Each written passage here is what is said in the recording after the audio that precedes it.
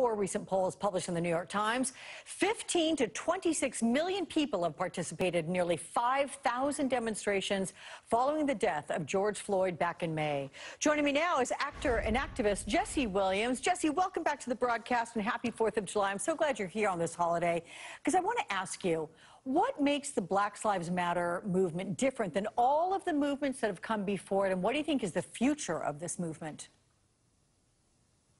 Well, I think it's a product of, centuries of this kind of work. It's not an overnight. A lot of times people think, things happen overnight because it's suddenly coming to our attention. But this is tireless, exhaustive work and sacrifice by Black folks in and around this country for centuries. And especially in these last few decades, we have looked back and seen what hasn't worked, given up on certain methodologies and focused on ones that are a little more revolutionary. And we have come to accept that incremental change is simply not a reality. It's not practical for us.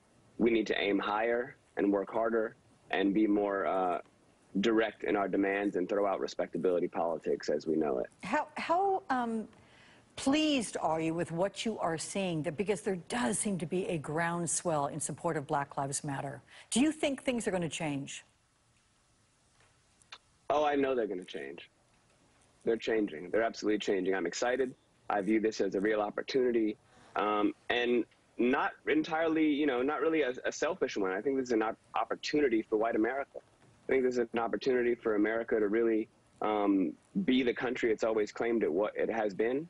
I think that what we have now is this confluence of the work being relentless and educated and intelligent and creative, but also allyship, stepping up. We are just slowly knocking down wall by wall of the lies and the upside down recanting of history for us to believe that Black Americans are not human beings, are not American. And the more and more we actually kind of unpack all of the lies that have been told to us that create a cage for us to believe that it is somehow okay, that racism is somehow debatable, that violence against Black women and Black people is somehow has a caveat, has an asterisk. You're running out of excuses. Mm-hmm. And by you, I mean this white power structure, this desperate. That's all it is. It's just we're fact-checking you. And now with more access to information, they're running out of maneuvers and contortions. So we're left with ourselves. As Toni Morrison said, our little selves. And America has to look at itself, white America, and go, what are you without this racism? Yeah. And do we all as Americans believe that we have a fundamental right to freedom and safety? And if you do, then we really shouldn't have a problem, unless, of course, we're not Americans, even though, by and large, we've been here for longer than many white Americans. That all these issues, healthcare, housing, police and schools, all these armed goons in many cases, and that are trained to enforce the criminal code, beating on us. You're running out of ways to explain that, and we have footage now. So it's not a matter of believing whether it actually happened. Yeah, well, amen to all of what you're saying right there. Let me ask you, though, about Aurora, Colorado, Jesse, where 3 officers, as you know, were recently fired. 1 also resigned after that photo surfaced of them mocking that tragic death of Elijah McClain. What do you think needs to happen on a national scale to mend the broken relationship, specifically between police and the Black community? Well, frankly, I'm not really interested in mending the relationship with police. I'm interested in taking it down and rebuilding it and stop centering our efforts and our money on how we can coddle police. They have an insanely bloated budget. They're considered untouchable, and we're starting with them instead of starting with what is good for safety and freedom for Americans. What creates health?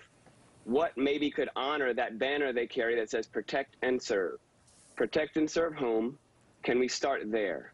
What do communities need? What makes our schools and our playgrounds and our housing safe? What makes our streets safe? Start there. Instead of how can we keep hiding behind this like sloganeering of support our troops and hyper-militarization. These from 98 to 2014, the police had when their budget went from their military weapons budget went from $9.4 million to $796 million. so that these men, by and large, who have less training than beauticians to get licensed, can play war games with our bodies. Okay, you don't need tanks. You don't need all of this insane weaponry for the civilian population. You don't need, you know, it's really not, it's not really a matter of opinion anymore. My interest is not how to coddle any part of the white power structure. It's about how can we get safe, how can we get free. That's my number 1, 2, 3rd, and 4th priority. And if you're not helping that, if you're not serving that, if you're not decent enough to realize that freedom is not pie, it's not finite, where if we get a slice, you lose a slice. If we can get rid of that mentality, that if you're not supporting that, then you're in the way, and history will be on our side.